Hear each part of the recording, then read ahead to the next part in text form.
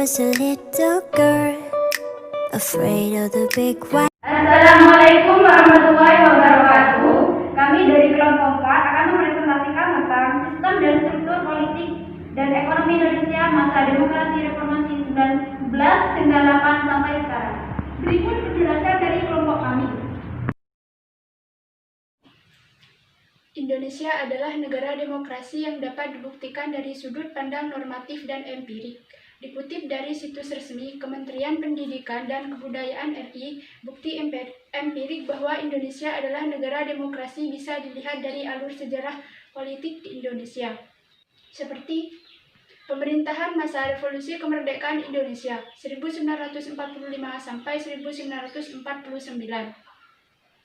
Pemerintahan parlementer 1949 sampai 1959.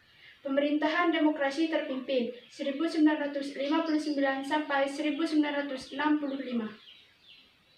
Pemerintahan Orde Baru 1965 sampai 1998.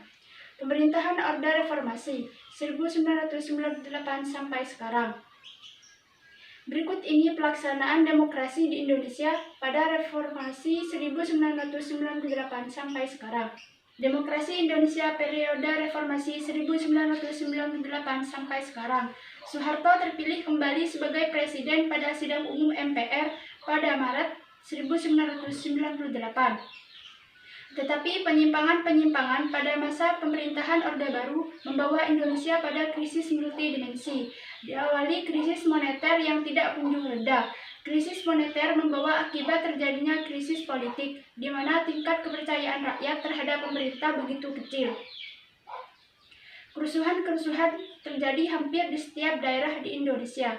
Akibatnya, pemerintahan Orde Baru di bawah pimpinan Presiden Soeharto terperosok ke dalam kondisi yang diliputi berbagai tekanan politik, baik dari luar negeri maupun dari dalam negeri.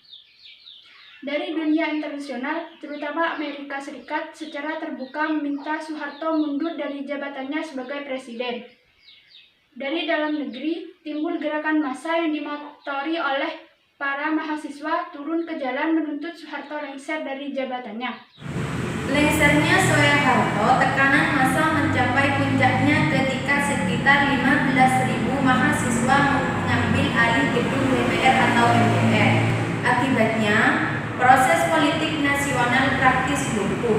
Soeharto ingin menyelamatkan kursi kepresidenan dengan menawarkan berbagai langkah, seperti pemberontakan kabinet dan membentuk Dewan Reformasi.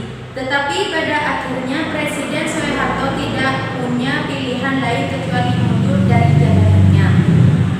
Presiden Soeharto pada tanggal 21 Mei 1998 di Istana Merdeka menyatakan berhenti sebagai presiden. Dengan menggunakan UUD 1945 Pasal 8, Soeharto segera mengatur agar Wakil Presiden Habibie disumpah sebagai penggantinya di hadapan Mahkamah Agung. Karena DPR tidak dapat berfungsi akibat mahasiswa mengambil alih gedung DPR, kepemimpinan Indonesia segera beralih dari Soeharto ke B.J. Habibie. Hal ini merupakan jalan baru demi terbentuknya proses demokrasi di Indonesia.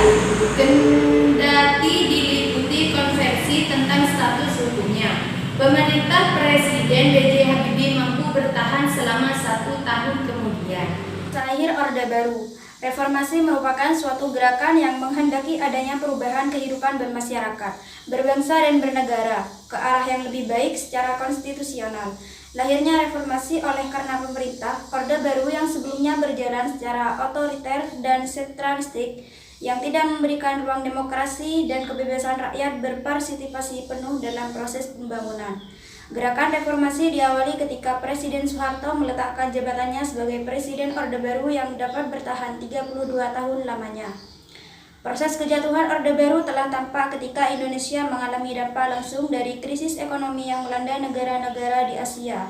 Ketika krisis ekonomi melanda Indonesia, nilai rupiah jatuh secara drastis. Dampaknya terus mengerus di segala bidang kehidupan, mulai dari bidang ekonomi, politik, dan sosial.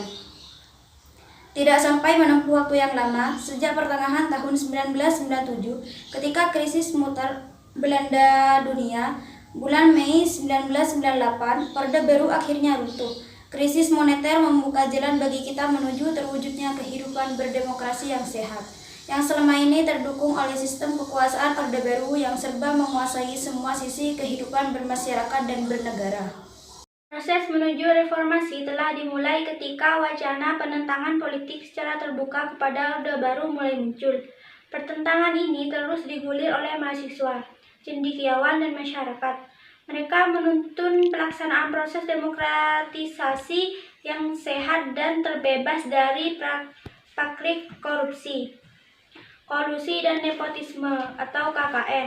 Yang muncul dampak tidak diimbanginya pembangunan fisik dengan pengembangan mental terhadap para pelaksanaan pemerintahan atau birokrat, aparat keamanan maupun pelaku ekonomi atau pengusaha atau konglomerat. Mereka juga menuntut terwujudnya rule of law, good government, serta berjalannya pemerintahan yang bersih. Oleh karena itu, bagi mereka, reformasi merupakan sebuah era dan suasana yang senantiasa terus diperjuangkan dan dipelihara. Jadi, bukan hanya sebuah momentum, namun sebuah proses yang harus senantiasa dipupuk. Krisis moneter, politik, hukum, dan kepercayaan.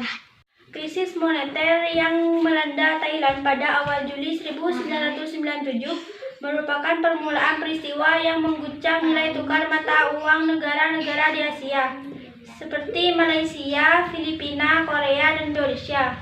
Rupiah yang berada pada posisi nilai tukar Rp 2.500 terus mengalami kemerosotan. Situasi ini mendorong Presiden Soeharto meminta bantuan dari International Monetary Fund atau IMF. Persetujuan bantuan IMF dilakukan pada Oktober 1997 dengan syarat pemerintah Indonesia harus melakukan pembaruan kebijakan-kebijakan, terutama kebijakan ekonomi. Di antara syarat-syarat tersebut adalah penghentian subsidi dan penutupan 16 bank swasta. Namun usaha ini tidak menyelesaikan masalah yang dihadapi. World, she grew up within her castle.